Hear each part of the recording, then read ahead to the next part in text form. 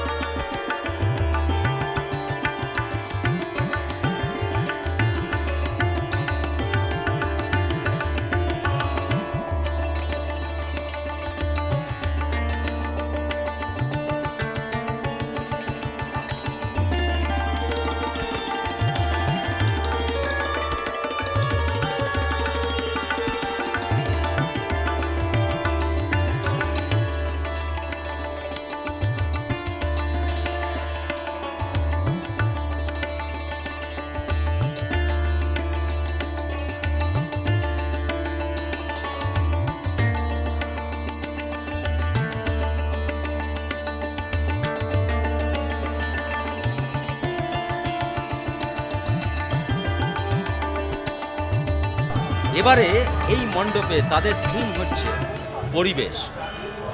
আমরা কথায় কথায় বলি বিজ্ঞান আমাদের দিয়েছে বেগ, কেড়ে নিয়েছে আবেগ, এবং সেই বেগের তাড়িতে বা বেগের তাগিদে ক্ষতি হচ্ছে পরিবেশে। এটাই তারা এই থিমে বোঝানোর চেষ্টা করেছে। একেবারেই যেটা পরিবেশ, একটা তো গ্লোবাল ওয়ার্মিংয়ের পাশাপাশি যেটা হচ্ছে সেটা হচ্ছে টেকনোলজির যে ব্যবহার, তাতে কিন্তু ক্ষতি হচ্ছে পাখিদের।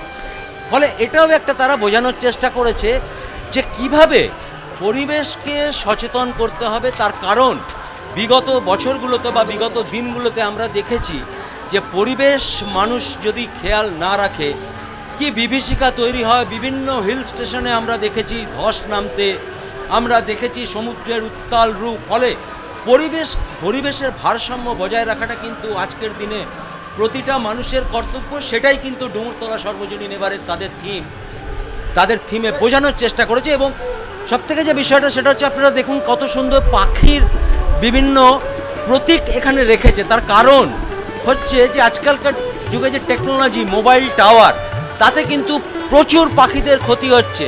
আজ থেকে 2-3 বছর আগে আমরা কিন্তু এই দুর্গাপুর শহরে চড়াই পাখি খুঁজে পেতাম না। ইদানিংকালে কিছু চড়াই পাখি আবার দেখা যাচ্ছে। ফলে এরকম বহু বিষয় রয়েছে যেগুলো কিন্তু পরিবেশের ভারসাম্য বজায় রাখতে গিয়ে আমাদের কিন্তু টেকনোলজিরও কিন্তু ব্যালেন্স করে চলতে হবে। এটাই কিন্তু এবারে তারা বার্তা দিতে চেয়েছে ডুমুরতলা সার্বজনীন। এর পাশাপাশি আপনারা দেখুন মায়ের প্রতিমা, অনন্য সুন্দর প্রতিমা এবারে তৈরি করেছে ডুমুরতলা সর্বজনীন, এবং এটা পুরো পিছনে একটা সবুজ ব্যাকগ্রাউন্ড করে গাছ পাতা দিয়ে সাজিয়েছে। অর্থাৎ শস্য শ্যামলা, বসুন্ধরা এবং সবুজায়নের যে একটা বার্তা দিয়েছে, এটা কিন্তু এবারে ডুমুরতলা সর্বজনীনের এই পুজোর থিম, অর্থাৎ পরিবেশ।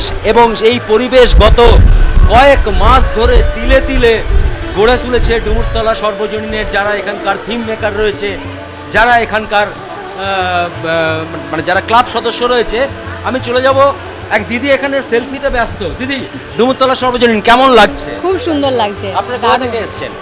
আমরা এসেছি ব্যারেজের ওই দিক থেকে। আচ্ছা, কতগুলো ঠাকুর দেখলেন এখনো পর্যন্ত দুর্গাপুরে? এখনো দুর্গাপুরে মোটামুটি সব ঠাকুর দেখা হয়ে গেছে আমাদের, কিন্তু এইখানে ঠাকুরটা খুব সুন্দর লাগছে, দারুণ হয়েছে। আর তার সাথে মণ্ডপসজ্জা? মণ্ডপসজ্জা অসাধারণ, অসাধারণ। হ্যাঁ এবারে খুবই সুন্দর লাগছে।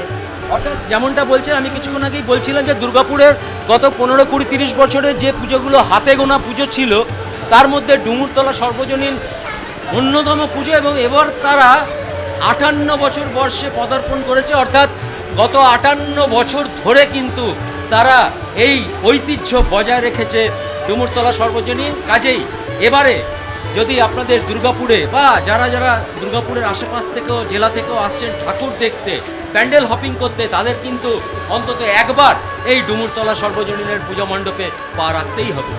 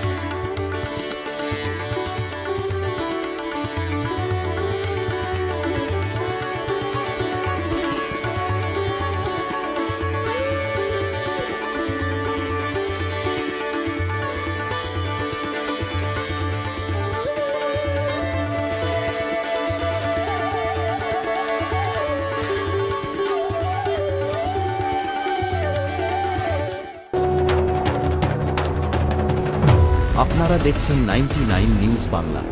বদলাবো আমরা।